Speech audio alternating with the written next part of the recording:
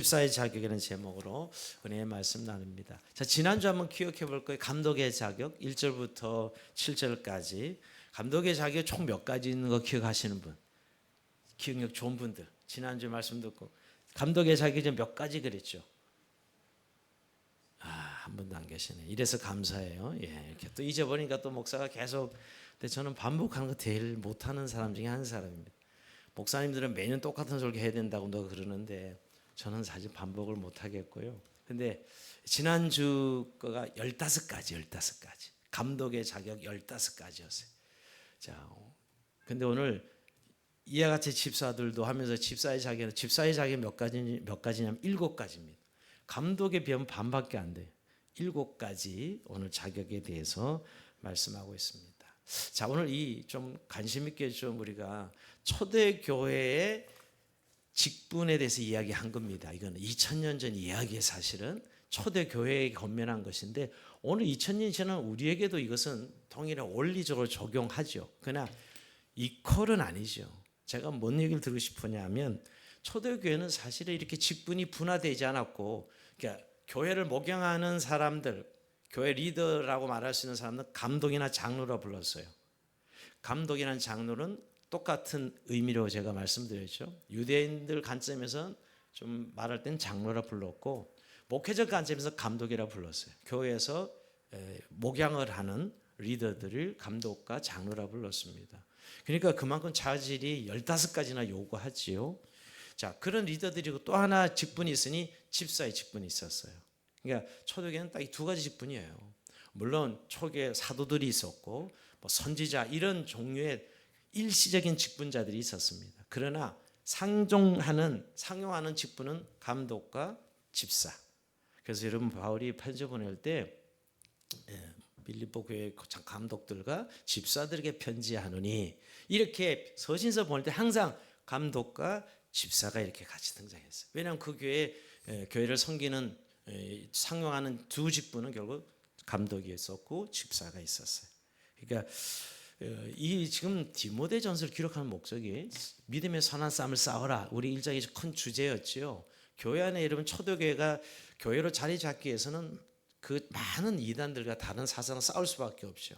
여러분 유대교에서 기독교로 넘어오는 과정 사실 따지고 보면 어떤 종교적으로 본다면 말이에요. 그럴 때 얼마나 그 유대교의 성향이 강했겠어요, 그죠? 그리고 얼마나 그 당시에 여러 가지 잡다한 이단들의 사상들이 많았는데 교회가 순수한 복음으로 세워지는 건 너무너무 어려운 일이에요. 그래서 늘 싸움 이야기가 나오는 게 그 때문에 진리의 싸움을 하는 거죠. 진리로 싸워라 하는 것이 디모데전서에 준. 그래서 교회를 순전히 보호하고 교회를 잘 세울 것을 말씀하는 것이었고요. 또 하나는 직분자를 세워서 오늘 이제 3장에 오면 집사의 자격, 감독의 자격이 나오는 이유가 직분자들을 잘 적재적소에 세워서 교회를 든든히 세워라. 그리고 보면 진리의 선한 싸움을 싸우라는 말씀과 직분자들을 세우라는 것은 다른 것은 아니에요. 그러니까 교회 직분자들을 잘 세워서 진리의 선한 싸움을 싸워서 교회가 잘 세워지도록, 교회가 잘 세워지고 교회가 하나님 나라의 이 출장소로서, 하나님 나라의 출장소로서 정말 그 역할을 잘 감당할 수 있도록 그렇게 말씀으로 권면하고 있는 것이지요. 그래서 제가 왜 이 선을 이렇게 드리냐면 그 당시 2000년의 시각으로 좀 보자 말이에요. 그 교회가 서가는데 얼마나 많은 어려움이 있겠습니까? 근데 그 가운데 결국은 진리의 선한 싸움을 싸우라고 명령하고 바로 이어서 직분에 대한 이야기를 하는 이유는 그걸 누가 세웠느냐. 사실 그 교회 리더가 누구냐, 담임 목사가 누구고 교회 장로, 교회 집사님들이 어떤 분들이 계시냐, 그것이 교회를 결정짓는다 이 말이에요. 사실은요. 누가 그 교회를 섬기느냐가 결국 교회를 결정짓는 거 아니에요. 물론 주님이 주인이시고 이 교회 주권자시고 교회를 운영해 가십니다. 그러나 그걸 섬기는 종들, 결국 그들이 결국 교회를 어떤 자세로 섬기냐에 따라 교회는 결정되지요. 자, 그런 의미에서 오늘 지난주에는 감독에 대해서 이야기했고 오늘은 집사에 대해서. 자, 8절 한번 같이 읽어봅니다. 시작. 이와 같이 집사들도 정중하고 일구연을 하지 아니하고 술에 임박하지 아니하고 더러운 일을 탐하지 아니하고. 자, 우선 여기 집사는 용어는 디아코누스라는 단어인데 그 당시 종이라는 의미고요. 그 당시 2000년 전에 그냥 시중 드는 사람이에요. 식탁에 앉아서 손님을 섬기는 종을 디아코누스 그랬어요. 그게 집사예요, 집사. 지금도 집사라는 용어는 쓰죠, 그죠? 일꾼들을 그냥 교회 집에 이렇게 부잣집에 가서 일하는 사람들을 집사로 부르기도 하잖아요. 그죠? 지금도.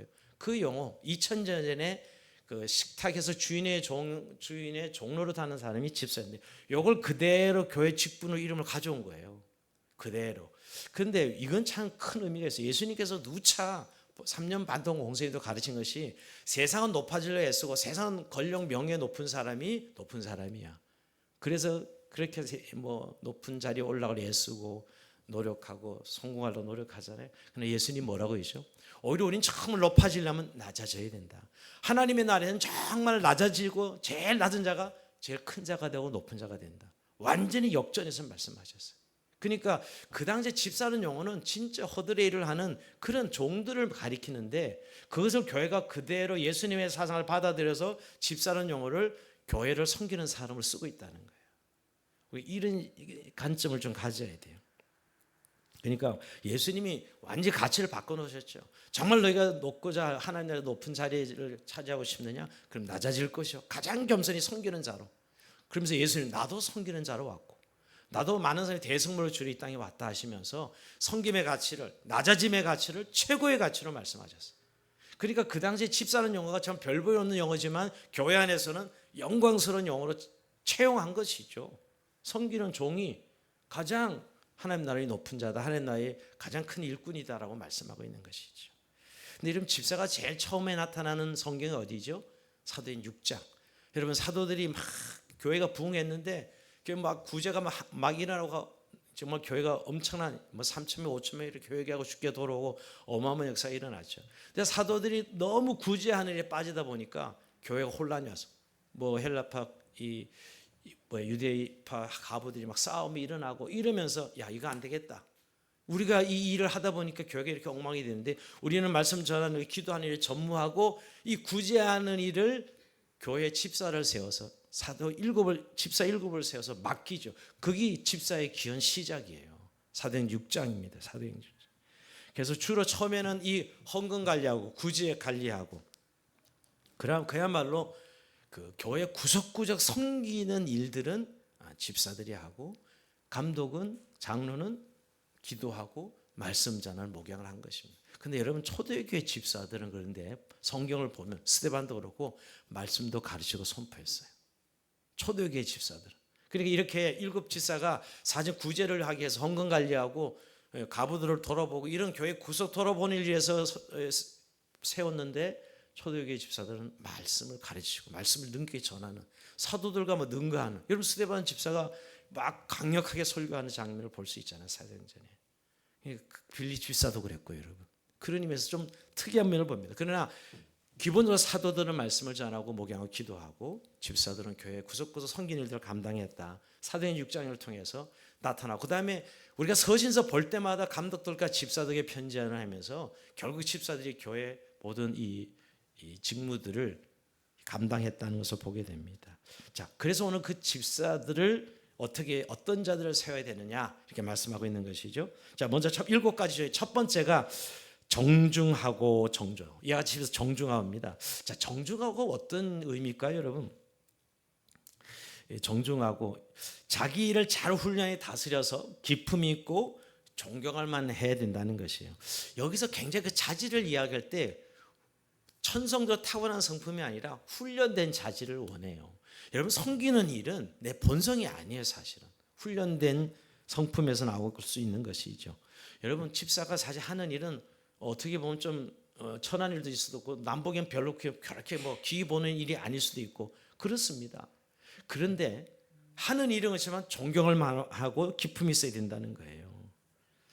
여러분 교회에서 이 일을 섬기는 것은 정말 그 사람들이 봤을 때 참 존경할 만한 그런 의미를 가질 수 있어야 돼요. 그게 정중하고라고 우리가 표현할 수 있습니다. 여러분 참 저는 이렇게 속에 섬기는 분들 보면 저분이 사회에서는 그렇게 안 할 뿐이죠. 어떻게 보면. 근데 교회에서는 정말 그런 낮은 자의 입장에 서서 일을 섬깁니다. 근데 그 부분이 사실은 저는 뭐 세상에서 일이 중요하지 않다는 의미가 아니라 교회야말로 주님의 섬김의 본을 보이는 그런 섬김이기 때문에 그것이 일의 성격에 따라 뭐 높고 낮음이 아니라 그 사람이 귀한 것이죠. 그런 의미에서 정중하고라고 말씀하고 있는, 누가 봐도 존경할 만한 그런 사람을 세워야 된다라고 말씀하고 있습니다. 자, 두 번째, 일구이연하지 아니하고 이중적 언행을 말하는데요. 여기서 뭐 우리 감독도 그랬지만 말의 중요성. 여러분 절대 집사는 환경에 따라 말을 바꾸면 안 돼요. 여기서 이 말하고 저기서 저 말하고, 이게 일구이연하는 것이죠, 여러분. 여러분 우리가 늘 말이라는 건 생명이고 하나님이 세상을 말로 창조하셨어요, 그죠? 말씀은 세상을 창조하셨고 우리도 그 힘을 받아서 우리의 말에 생명이 있어요. 그리고 말로 사람을 죽일 수도 있고 살릴 수도 있고요. 말에 얼마나 많은 권위가 있다는 사실을 알아야 됩니다.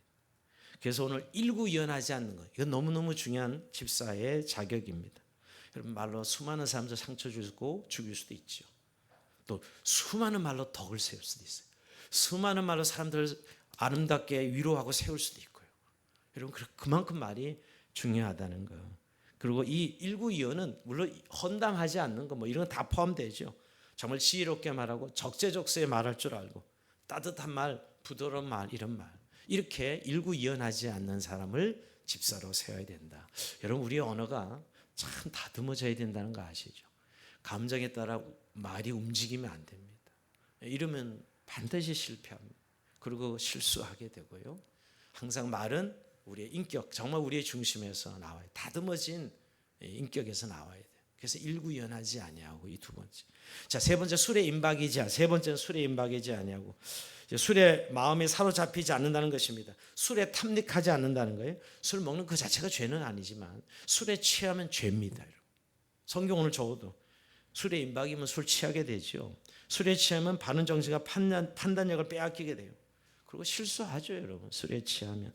여러분 갈라디아서 5장 21절에 보면 투기와 술 취함과 방탕함과 또 그와 같은 것들이라 전에 너희가 경계한 같이 경계하노니 이런 일을 하는 자들은 하나님 나라를 유업으로 받지 못할 것이요, 이렇게 이야기했어요. 여러분 신학의 여러 군데 몇 군데에서 술 취하는 자들은 하나님 나라를 유업을 받지 못한다, 이렇게 표현할 정도 있어요. 요새 우리 술 문화에 너무 간대한 거 아시죠? 여기 우리 1층에 형아, 동네 형아. 여긴 전부 내가 이렇게 늘 자주 보니까 이분들은 18세, 19세, 20세 맞다 요 정도밖에 안 되는 학생 같아 저보다. 근데 술 문화가 너무 이렇게 여기 보면 참 안타까워요. 젊은 나이에 뭐 저렇게 인생이 힘들어서 이렇게 술 먹어야 되나 하는 생각이, 취하진 말이 되잖아요, 그죠? 그냥 먹을 수는 있는데 보면 다 취해 있어. 취해 있어요. 여러분, 참 우리나라가 지금 술에 대해 너무 간대하다. 술에 대해서 너무 이게 유한 것 같아요. 저는 예를 들면 음주운전, 음주로 인하여 범죄 일어나는 거 강력하게 처벌해야 돼요. 배 이상으로. 유럽은 그렇게 하고 있습니다. 우리나라만 술 먹었으면 참작을 해줘. 말도 안 되는 소리예요, 이거. 술 먹어서 범죄하는 거에 대해서 좀 참작을 해줘. 우리 한국 법정은 말이에요. 아니요. 그래서 지금 이렇게 수많은 음주운전의 피해자들이 나오는데, 그러니까 술 취하는 게 성경은 저도 죄. 술에 임박이지 않는 자, 실수하지 않아야죠. 자, 네 번째, 더러운 일을 탐하지 않는 자입니다. 자, 더러운 일을 탐하지 않는 것은 뭘까요, 여러분? 비열한 수단으로 사소한 이익을 취하는 것을 말합니다. 특히 집사가 되려면 돈관계 투명해야 돼. 돈계산이 흐리거나 돈관계 흐리벙덩하면 안 돼요. 왜? 집사가 주로 재정 관리하거든. 이거 굉장히 중요한, 더러운 일을 탐하지 말고 부정한 이익, 더러운 이익을 취하면 안 됩니다. 헌금 관리하는 일이 그 당시에는 주로 집사들이 했거든요, 여러분. 예, 교회에서 가끔 재정 사고 나죠. 예, 이거 심각해요. 가끔 많이 쉬쉬해서 그렇죠. 사실 많이 납니다. 사람이 이 탐심이 발동을 하면 말이에요. 집사는 절대 더러운 일을 탐하는 자들을 세우면 안 된다. 예, 저는 교회에서 어쨌든 돈 문제, 돈을 빌리고 돈 이렇게 거래하고 이런 것들을 교회에서는 안 해야 돼요. 제 말은 기본적인 은행 개념의 돈을 주고받는 거, 이거는 경제 활동이게 할 수 있지만 고이자를 받고 주고받는 행위는 이건 교회에서 하면 안 돼요. 그리고 사실은 줘도 괜찮다 싶을 정도로 서로 빌려줄 수는 있겠죠. 그런 상이 생겨서. 그러나 어떤 이자를 주고받는 돈 관계를 거래해서 다단계 역시 마찬가지고, 사실 이런 것들이 결국 교회의 관계를 막 나중에 어려움 생기면 무너뜨리는 그런 요소가 되지요. 결국 더러운 일을 탐하지 않는 정말 동계산에 정직하고 밝은 또 투명한 사람을 써야 된다는 것이 오늘 네 번째입니다. 자, 이제 9절 볼까요? 이제 다섯 번째부터 9절부터 시작. 깨끗한 양심에 믿음의 비밀을 가진 자라야 할지니. 자, 깨끗한 양심에 믿음의 비밀을 가져야 되는 자. 자, 양심이라는 뜻을 정하고 정한 대로 살아가는 경향을 말합니다. 근데 깨끗한 양심은 그리스도의 보혈로 깨끗을 받은 양심이에요. 우리는 그리스도의 보혈의 피로 씻음 받은 양심이에요. 즉 하나님 진리의 근거에서 정한 대로 신실하게 행하려고 하는 것. 양심이 무너지면 다 무너지는 건데, 요즘 세상은 너무 이게 무뎌졌어요. 세상 양심은 세상 양심 같지도 않아. 다 합리화시켜. 자기 상이 딱 되면 합리화시켜서 그건 나도 해도 된다고 생각해. 내로남불이 뭐예요? 남이 하면 안 되는데 자기가 그런 상이 하면 자기는 괜찮아. 그게 무슨 양심이 그런 양심이 다 있어. 그러면 그 사람 할 때도 용서했어야지. 그 사람 할 때는 막 정죄하다. 자기가 할 때는 괜찮대. 합리화시키는 거지. 이게 무슨 양심이에요? 오늘 사회는 양심이 이미 죽었고요, 여러분. 그러니까 하나님 말씀의 기준의 근거로 오늘 깨끗한 양심을 가진 자인데, 근데 그게 믿음의 비밀을 가진 게 뭐예요? 너무 어렵게 생각하면 안 돼. 믿음의 비밀, 예수 믿고 구원받은 믿음, 복음의 비밀을 가진 자예요. 즉 예수 믿고 구원받은 자죠. 확실한 복음의 확신을 가진 자.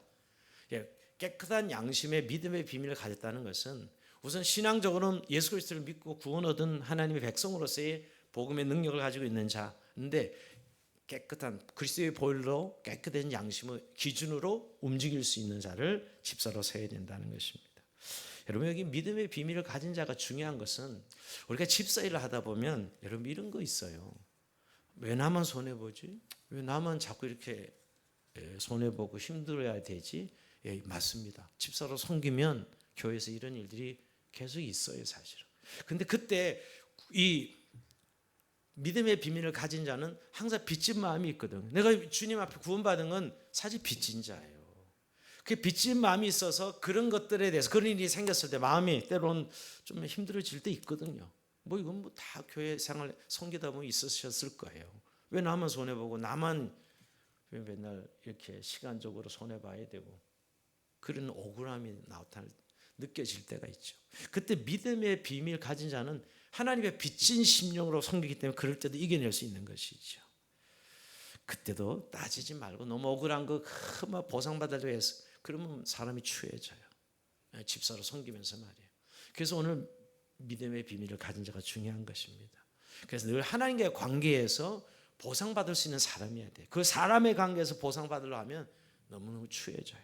물론 사람의 인정이 필요합니다. 여러분, 격려도 필요하고 축복도 필요해요. 그런데 사람은 한계가 있어.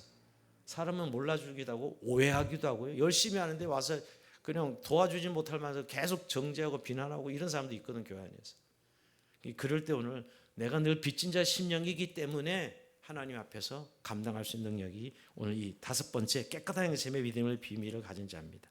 자, 10절 보면 이제 여섯 번째입니다. 10절 한번 같이 읽어봅니다. 시작. 이에 이 사람들을 먼저 시험하여 보고 그 후에 책망할 것 없으면 집사의 짐을 맡게 할 것이요. 자, 시험하여 책망할 것이 없어야 됩니다. 여기서 시험은 금속을 시험하다는 뜻이 있습니다. 검증해야 된다는 거예요. 여러분, 집사는 적어도 그게 집사님이라 그러면 세상과 교회가 다 보는 거예요. 교회 안에서만 해. 세상에서 저분이 교회에서 집사다 그러면, 즉 지금 말하면 장로님, 안수 집사님들, 결국 그런 개념들이죠. 물론 서리 집사님 다 들어가지만 적어도 교회 안에서 직분자들을 볼 때 세상에서도 비난받는 일이 없어야 돼요. 지난번에 책망할 것이 없는 자라 그랬죠. 즉 감독의 자격에 있어서. 그러니까 검증해야 된다는 거예요. 말강실에 검증이 필요하다. 검증해 본 다음에 세워야 된다는 거예요. 요새 장관 뭐 이렇게 인사청문회 하면 엉망이에요. 정가자들 수두룩하고 말이에요. 뭐 그 자기 이익을 해서 별짓 다 한 사람, 그런 사람들이 뭐 장관 후보로 올라오고 그럴 때마다 좀 답답합니다. 아니 저렇게 사람이 없나? 그래, 일국의 장관이라 그러면 옛날엔 그래도 말이에요 대단한 거거든요. 근데 뭐 요즘 보면 무슨 어떻게 잡혀도 아니고 뭐 너무 이렇게 물질주의에 우리 이 사회가 보면, 저는 요즘 보면서 참 너무 가슴 아플 때 있습니다. 검증을 안 하는 거지 뭐. 검증을 했다면 저런 사람 세우면 안 되잖아요, 사실은. 근데 교회에서도 마찬가지 집사를 세울 때 검증하라는 거예요. 검증해서 적어도 하나님과 사람들 앞에서 이렇게 책 잡힐 이런 사람을 세우면 안 됩니다. 비난받을 사람을 세우면 안 되는 것이죠. 사람은 다 귀하고 존귀합니다. 그러나 그 사람의 어떤 행위 때문에 책 잡힐 게 있으면 그런 사람을 세우면 교회가 흔들리잖아요. 그 사람의 문제로 끝나지 않아요. 그래서 반드시 책망할 것이 없는, 시험하에 책망할 것이 없는 자를 집사를 세워라 라고 말씀하고 있습니다. 이게 6번째. 자, 마지막 7번째. 자, 7번째는 한 절 띄어서 13절을 읽어봅니다. 자, 12절 읽어봅니다. 시작. 집사들은 한 아내의 남편이 되어 자녀와 자기의 집을 잘 다스리는 자일지니. 자, 마지막은 역시 우리 감독도 그랬지만 집안을 잘 다스리는 자야 돼. 자, 이것도 초대교회는 굉장히 중요해요. 가정의 건강함을, 가정에서 남편으로서 또 아내로서, 남편으로서, 부모로서 정말 가정을 잘 다스리는 사람이어야 됩니다. 그냥 한 아내의 남편, 여러분 이거 뭐 일부 이처 이런 개념이 아니라 적어도 순수성을, 성적 순결을 가진 자를 세워야 된다. 또 자녀들을 교양과 훈계를 잘 다스리는 그런 사람을 집사로 세워야 된다라는 것이에요. 가정에서도 문제가 없고 또 교회에서도. 자, 여러분 이 부분이 사실은 어떻게 보면 교회에서는 그 사람 잘하는데 가정에서는 엉망이에요. 이럴 수 있을까요? 이게 사실 좀 한국 교회는 이런 부분에 있어서 좀 약간 차이가 있다는 이야기를 가끔 듣습니다. 근데 저는 근본적으로 교회에서 그런 사람은 가정에서도 그러고요, 가정에서 그런 사람은 교회에서도 그런 거예요. 그러면 안 그렇게 나타나는 건 왜 그래요? 위선이죠. 속이는 거죠, 여러분. 그 사람이 어디 간다고 그 사람이 달라지겠어요? 그게 기본입니다. 그 사람 인격이 어디 가겠습니까? 그 사람 모습 그대로지. 그런데 안 그렇게 보이는 것은 오히려 우리를 속이는 것이죠. 중요한 것은 정말 가정 안에서 가족에게 정말 훌륭한 남편이요, 훌륭한 아빠가 되어야 돼요. 근데 저는 직분자에서 그 사람을 세울 때 그 사람의 아내의 모습 저는 같다고 생각해요. 저는 남편의 얼굴이 아내의 얼굴과 같지 않겠어요? 결혼해서 좀 시간이 지나면 아내의 얼굴이 남편의 얼굴이죠, 여러분. 그렇지 않을까요? 남편은 아내의 얼굴이라고 생각하시지 않습니까? 같이 살면 거의 닮아가기도 하고요. 얼추 비슷해요, 여러분. 한 10년 이상 살아가면. 안 그래요? 전 되게 닮아가시네, 두 분이. 이런 생각 많이 하거든요. 그래서 저는 남편의 얼굴 보면 아내의 얼굴도 좀 유추가 되고 아내의 얼굴 보면 남편의 얼굴도 볼 수 있는 것이죠. 더 나아가서 부모의 얼굴 보면 자녀들을 좀 예상할 수 있고요. 자녀들의 얼굴을 보면 부모의 얼굴도 예상할 수 있는 것이죠. 저는 꼭 이 세상의 기준을 말하는 게 아니라 뭐 세상에 잘하고 못하고 아니라 그 가정에 정말 하나님의 사랑과 인격적인 그런 의미에서 볼 때 말이에요. 그래서 오늘 가족을 꼭 봐야 된다고 감독도 그랬고요, 집사도 그랬어요. 자, 그런 의미에서 우리가 가정을 잘 다스리는 자가 교회도 잘 다스리지 않겠습니까? 교회를 또 잘 다스리는 자가 가정을 잘 다스리는. 자, 그런 의미에서 오늘 7번째 마지막은 가정을 잘 다스리는 한 아내의 남편이 되어서 아내와 자녀들을 잘 다스리는 사람이 오늘 집사의 자기 7번째 마지막입니다. 자, 근데 제가 한 절을 안 했어요, 강의를. 자, 몇 절이죠? 11절입니다. 이 11절이 이게 아주 논쟁거리인데요. 한번 읽어봅니다. 시작. 여자들도 이와 같이 정숙하고 모함하지 아니하며 절제하며 모든 에 충성된 자를 할지니라. 아니 집사적이 쭉 가다가 갑자기 여자들도, 이 여자는 무슨 여자예요 도대체? 이렇게 나오는 거예요. 지금 이 논란이 되는 구절이에요. 아니 갑자기 집사적이 쭉 이야기하다가 여자들도, 두 가지 해석이 가능해요. 이 여자는 누구 여자냐? 요 집사의 아내 되는 여자냐? 그래서 여자들도 하고 나온 거냐? 그러니까 이 집사로 임명받는 아내를 이야기하느냐, 아니면 여자 집사를 얘기하는 것이냐? 여러분 남자 집사도 있고 여자 집사도 있었으니까, 여러분 초대교회는 여러분 여자 이름 꽤 많이 나오는 거 아시죠? 바울도 보면 뭐 베베니, 브리스길라니, 여러분 다 여자예요, 그죠? 여러분 이 바울이 서신서 쓸 때마다 여성 이름이 계속 나와요. 절대 여성들 이렇게 낮추지 않았어요. 그러고 보면 여자 집사, 대부분 일본어로 해석한 분도 있어요. 그 집사의 아내다 이렇게 해석하는 사람 1번의 해석이 있고 2번은 아니다 여자 집사를 말하는 거다. 이 문맥을 봐서는 잘 몰라요. 근데 해석하기 나름이죠. 그래요? 저는 후자를 택합니다. 여자 집사를 여자 직분자를 세울 때는 요 네 가지를 더 봐야 된다. 이런 의미예요. 자, 어떻게 네 가지죠? 여자 집사들 1번 정숙하고 정숙하고 남자가 정중하고와 정숙하고 비교되죠. 정중하고가 남자 집사에 요구되는 이 자질이라면 여자에는 정숙하고 똑같은 말입니다. 잘 훈련되어 존경할 만하고 품위가 있어야 된다는 거예요. 여자 집사들도 존경할 만하고 품위가 있어야 된다는 거예요. 두 번째 모함하지 말고 비방하는 거짓으로 고발하는 뜻인데 이것도 말에 대한 거예요. 여러분 계속 성경은 잠언서도 그렇고 지금 여기 이 교회 직분자의 말에 대해서는 끊임없이 나옵니다.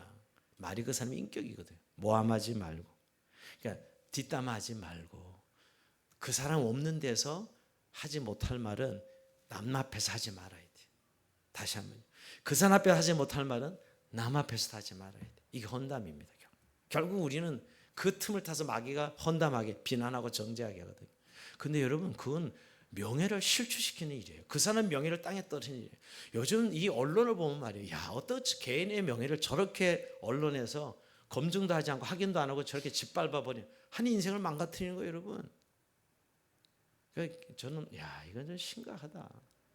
그러니까 여러분 사실이 아닌데 그 사람 명예에 대한 것들을 막 그냥 쏟아낼 때 여러분 그건 큰 죄를 짓는 거예요. 모함하지 말고요. 사람 여러분 명예를 건드리는 것도 큰 죄입니다. 우리는 남의 재산상에 손해를 끼치고 뭐 이런 것들은 굉장히 크다고 생각하는데 그 사람의 명예를 떨어뜨리는 건 별로. 그래서 뭐 좀 씹으면 어때요? 뭐 어떤 사람은 그러니까 무슨 안주도 아니고 왜 씹기는. 그러니까 절대 뒷담화하지 마. 이게 모함하지 말고요. 이게 여자 집사의 두 번째 자격. 세 번째 절제하고. 가도가나 지나치지 않는 것. 이것도 훈련된 성품이죠. 이런 것이죠. 저는 절제가 저는 이런 생각이 들어요. 우리가 무슨 일을 할 때 보면 왜 죄를 짓냐면 하지 말아야 될 건데 합리화 시켜. 그리고 해. 그냥은 못합니다, 여러분. 근데 합리화를 시켜. 저 이런 상황이 있기 때문에 어쩔 수 없어. 또 이렇기 때문에 이렇게 해야 돼 나는. 이게 합리화 시키는. 딱 안 되는 건 안 되는 거고 되는 건 되죠. 이게 우리 그리스도인들이 가진 기준이 돼야지. 그걸 요럴 때는 내가 합리화시켜서 일을 하고 이러면은 이게 바로 절제가 안 되는 거죠. 굉장히 이중적이죠. 그래서 여러분 우리가 자신을 합리화하면 하지 말아야 될 일을 하게 되는 거예요. 저는 이게 절제하고 있다고 생각합니다. 자, 마지막 모든 일에 충성되어야 된다. 자, 일에 충성되는 것은 포괄적인 필요 조건입니다. 교회를 위하여 일하는 사람들은 자신이 부여받은 직분과 사명에 충실해야 돼요. 여러분 충성이 뭐예요? 여러분 충성하는데 자기 위치를 지키고 자기의 본분을 다하는 것. 자기 위치를 자기 본분을. 내가 오늘 맡은 본분이 있어. 그 잘 지켜줘야 되잖아요. 이게 참 어려워요. 여러분 좋을 때만 있지 않잖아요. 좋을 때는 다 지키죠, 여러분. 전 사람이 진짜 어려울 때 봐야 돼요. 좋을 때는 대부분 사람들은 다 지킵니다. 근데 딱 그 사람이 어려움 올 때 보면 거기 그 사람 실력이에요. 정말 충성스러운 사람은 어려울 때 딱 그 자리에 지키는 것이죠. 그래서 대부분 어려우면 일에 그냥 일 도중에 그만두거나 마음 내키지 않으면 때리치거나 끝까지 완주하지 못하는 거예요. 여러분 세상에서는 재능이 중요하고 세상에서는 누가 잘하냐 이게 중요하지만 하나님 나라는 그렇지 않아요. 주님이 그렇게 보지 않았어요. 5달란트, 2달란트 다 똑같이 주님이 칭찬하셨어요. 절대 많이 남긴 사람을 더 박수 쳐주고 덜 남긴 사람은 덜 박수 쳐주고 하지 않으셨다고요. 사람은 능력의 차이는 어쩔 수 없어요. 그러나 충성스러움은 여러분 다른 거죠. 능력의 차이를 말하는 게 충성스러움은 끝까지 하나님 주신 직분과 위치를 지키는 사람. 그게 오늘 모든 이에 충성된 자입니다. 하나님은 중심을 보시는 분이라고 말씀하셨어요. 여러분 우리가 적어도 하나님의 교회에 이 직분을 맡는 것은 하나님의 마음에 드는 것이죠. 그리고 그래서 하나님에게 기쁨을 드리고 그래서 그로 인하여 하나님의 교회 하나님의 이 마음껏 일하시게 하는 거예요. 직분자들의 그 통로를 통해서 하나님 일하게 하시는 것이죠. 자, 오늘 마지막은 뭐죠? 이제 13절입니다. 오늘 집사에게는 상이 있어. 여러분 감독들에게는 상이 없었어요. 감독을 잘 감당하면 이런 상이 있느니라 없어. 근데 왜 그럴까? 제가 오늘 왜 지금 목회자의 당에 해당하는 감독들은 상을 이야기 안 하고 집사들은 상을 이야기 두 가지나. 가만히 생각해 봤어요. 원래 감독 이 장로들은 그냥 그런 상을 사람들한테 받고 있거든요. 그런 위치에 있으니까. 근데 집사들은 그렇지 않아. 사람들을 이렇게 막 박수 받고 이렇게 상을 받는 그런 위치가 아닌 거예요. 그러니까 하나님이 나서서 집사에 대해만큼은 집사의 자격을 잘 일을 감당한 자는 뭐예요? 아름다운 지혜와 그리스도 안에는 믿음의 큰 담력을 얻으리라. 두 가지 축복을 약속하셨어요. 아름다운 지혜. 이 아름다운 지혜가 뭐죠? 아름다운 지혜. 뭐 집사 직분인데 그 지혜인데 하나님이 인정해 주신다는 거예요. 어느 집사를 잘 감당한 자는 하나님이 인정해 주신다라는 말씀입니다. 여러분, 하나님이 인정에 대해서 좀 별 이렇게 시큰둥 하시는 분들이 있는데 아니.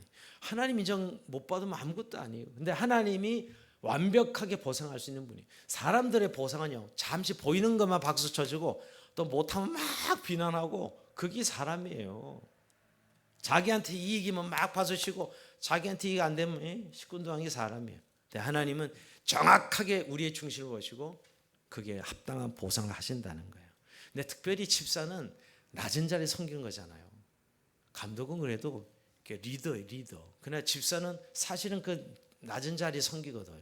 그러니까 그런 부분에 하나님이 더 큰 보상을 해주신다는 거예요. 저는 그냥 목사나 이런 예를 들면 교회 지도자들이 하늘나라에 가면 더 큰 보상이 클 것이다. 저는 그렇게 생각하지 않아요. 성경이 그렇게 말하고 있지 않습니다. 오히려 이래요. 너는 이미 사람들에게 상을 다 받았느니라. 이렇게 이야기하십니다. 심각하지 않아요, 여러분? 너는 이미 사람들에게 상을 다 받고 왔어. 그러니까 너무 사람들의 인정에 목말라지 마세요. 하나님의 인정이, 이 아름다운 지혜가 하나님이 인정해 주시는 거예요. 여러분, 우리가 일하다 보면 낙심도 오고 때때로는 실망할 때도 있고 그냥 순간적으로 다 때려치우고 싶을 때도 있고 그래요. 그건 우리한테 겪는 거잖아요. 그러나 우리가 그걸 인내하고 가는 것은 하나님이 알아주시고 하나님의 아름다운 지혜로 보상하시기 때문이죠. 하나님 주신 아름다운 지혜로 보상하겠다. 여러분, 이런 보상을 다 받으시길 주님으로 축복합니다. 여러분 받으세요. 이게 하나님 앞에 여러분 우리가 보상 안 받으면 어디서 받아요? 가장 완벽하고 영광스러운 보상이죠. 그리고 또 한 가지, 자, 두 번째, 그리스도 예수 안에 큰 담력을 얻는다. 이것도 여러분 약간 추상적인 같은 느낌이 드는데 이건 뭐냐면 이거예요.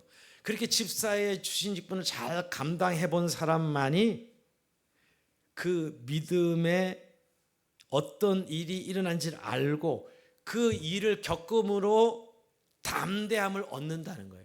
이런 거죠. 그 직분을 잘 감당해 본 사람만이 그 일이 어떻게 돼서 그 과정을 다 겪어봄으로 그 담력을 얻게 돼요. 근데 맨날 핑계대고 안 해본 사람은 그런 담력을 경험할 수 없다는 거예요.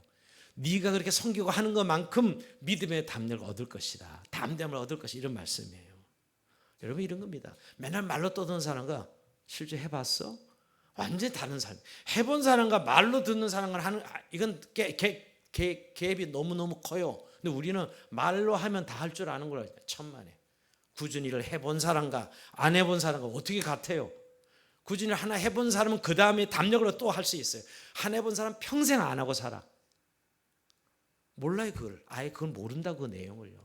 믿음의 내용을 실제가 없어요. 그렇게 안 해본 사람. 진짜 낮은 자에 섬겨본 사람이 그 믿음의 담력을 얻어서 그 다음에 또 믿음의 일을 할 수 있는 것인데 안 해본 사람이 무슨 또 그 다음을 할 수 있겠어요. 이게 바로 믿음의 담력입니다.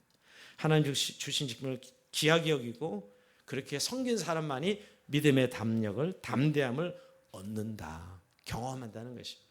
그래서 여러분, 결국은 우리가 직분을 잘 감당한 사람은 자기 자신 안에 하나님이 이미 채워준 축복이 있는 거예요. 뭐 우리가 자꾸 현실적인 뭘 복을 받아, 이거 두 번째고 벌써 그 일을 감당함으로 하나님과 동역하는 관계를 이루고 하나님이 주시는 그 안에 성품적인 축복들을 다 누리는 것이죠. 그게 믿음의 담력이라고 말씀하고 있습니다. 여러분, 오늘 7가지 한번 정리하면 존경할 만하고 일구연하지 말고 술에 임박이지 말고 더러운 이익을 탐하지 않고 깨끗한 에서 믿음의 비밀을 가지고 하나님의 남편이 되고 자기 집을 잘 다스린 자. 어떻게 보면 되게 쉬운 것 같으면서도 무진장 어렵다는 생각이 듭니다. 내 힘으로 할 수 없는 것들이에요. 저는 늘 직분은 내가 맡지만 내 힘으로 할 수 있는 건 아닙니다. 주님, 정말 주님이 은혜 주시지 않으면 불가능합니다. 하는 생각을 하고요. 그래서 늘 교회 그래도 늘 이렇게 누구 중보기도 할 때 직분자들을 기도하는 이유예요. 왜? 그분이 교회의 직분자거든요. 하나님의 나라를 위해서 교회를 세우는 분들이에요. 그래서 여러분 늘 예배 나와서 기도하는 분들, 그분들을 위해서 기도하는 이유가 바로 오늘 그분들을 통해서 하나님의 교회가 하나님의 나라 확장되고 영혼이 구원받는 것이죠. 우리 교회 이런 여기 직분은 지금 장로, 안수집사, 권사, 제사집사 다 포함하는 겁니다. 오늘 우리를 시대에 말하면 그런 모든 직분자들이 아름다운 지위와 큰 담력을 얻는 그런 직분자들이 되고 또 그런 은혜를 사모해서 우리 많은 교회, 우리 교회 공동체에 이런 훌륭한 재직들이 또 훌륭한 집사들이 세워지는 은혜가 있기를 주의 이름으로 축원드립니다. 자, 우리 찬송하면서